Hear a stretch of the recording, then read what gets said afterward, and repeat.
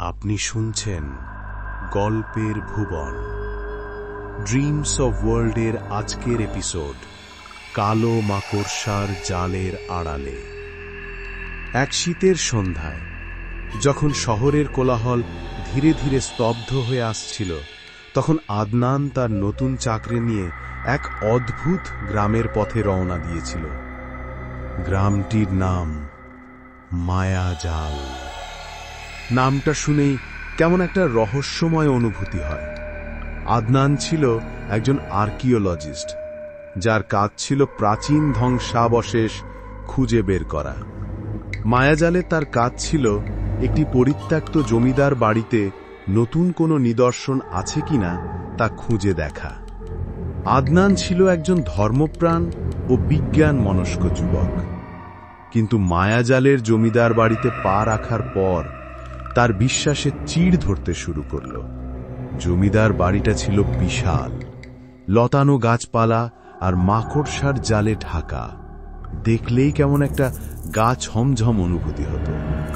আদনান বাড়িতে ঢোকার পর থেকেই একটা স্যাঁতস্যাঁতে পুরনো গন্ধ তার নাকে আসছিল। সে যখন তার সরঞ্জাম নিয়ে দোতলার দিকে এগোচ্ছিল, তখন হঠাৎই তার মনে হলো কে যেন তাকে দেখছে। সে চারপাশে তাকালো, কিন্তু কাউকে দেখতে পেল না। শুধু ভাঙা কাঁচের জানলা দিয়ে ঝিরঝিরে বাতাস আসছিল, আর তার সাথে একটা ফিসফিসানি শব্দ যা আদনানের কানে খুব আবছাভাবে ধরা পড়ছিল। সে শুনতে পাচ্ছিল কাঠের ককানো, আর কোথাও যেন খুব দূরে জলের টুকটুক শব্দ হচ্ছে। আদনান নিজের মনেই হাসল, হয়তো পুরনো বাড়ির ধ্বনি প্রতিধ্বনি ভেবে সে কাজ শুরু করল। প্রথম কয়েকদিন শান্তিতেই কাটল, কিন্তু তৃতীয় দিন রাতে যখন সে তার নোটবুক লিখছিল, তখন হঠাৎই তার ঘরের লাইটটা দপ করে নিভে গেল। চারপাশে খুটখুটে অন্ধকার।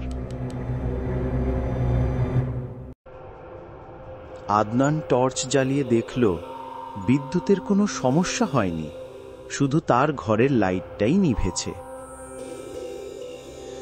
যখন সে লাইটটা ঠিক করতে গেল, তখন সে দেখল সিলিং থেকে কিছু কালো লোমশ সুতো ঝুলছে, যা দেখতে অনেকটা মাকড়সার জালের মতো।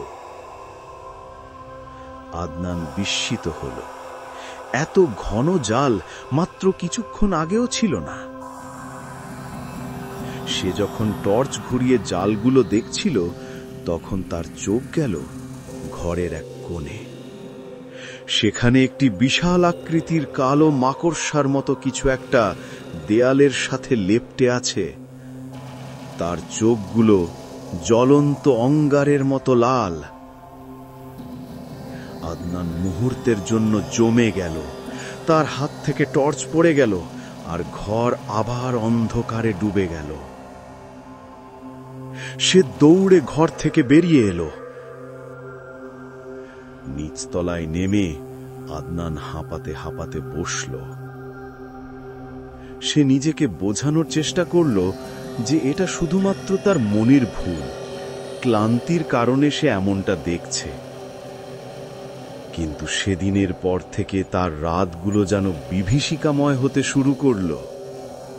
সে প্রতি রাতে অদ্ভুত স্বপ্ন দেখত সে যেন এক বিশাল কালো মাকড়সার জালে আটকা পড়েছে, আর অসংখ্য চোখ তাকে দেখছে। কখনো সে তার বিছানায় কারো ওজন অনুভব করত, কখনো ফিসফিসানি শুনত তার কানের কাছে। একদিন গভীর রাতে যখন বাইরের আকাশে পূর্ণিমার চাঁদ উকি দিচ্ছিল, তখন আদনান ঘুম থেকে জেগে উঠল এক অদ্ভুত শীতল স্পর্শে।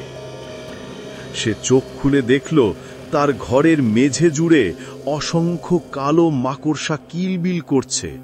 সে বিছানা থেকে লাফিয়ে উঠল।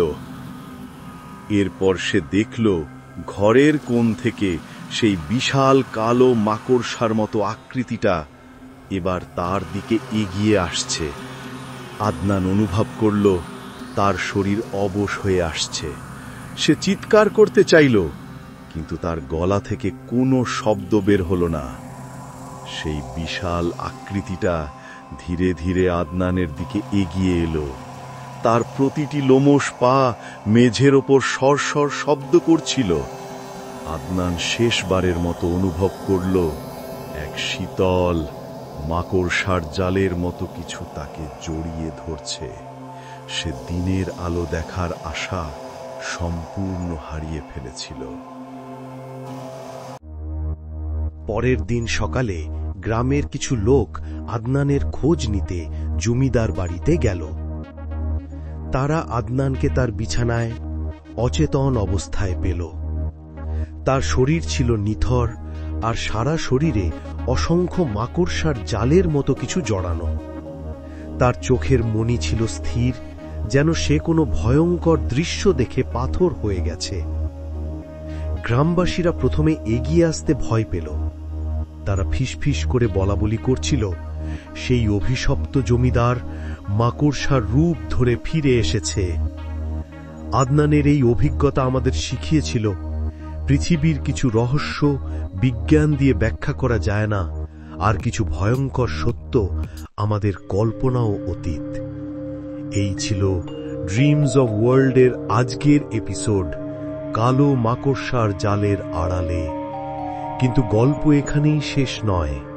আদনানের ডায়েরির শেষ পাতায় পাওয়া গিয়েছিল অদ্ভুত কিছু আঁকিবুকি, যার রহস্য আজও অমীমাংসিত।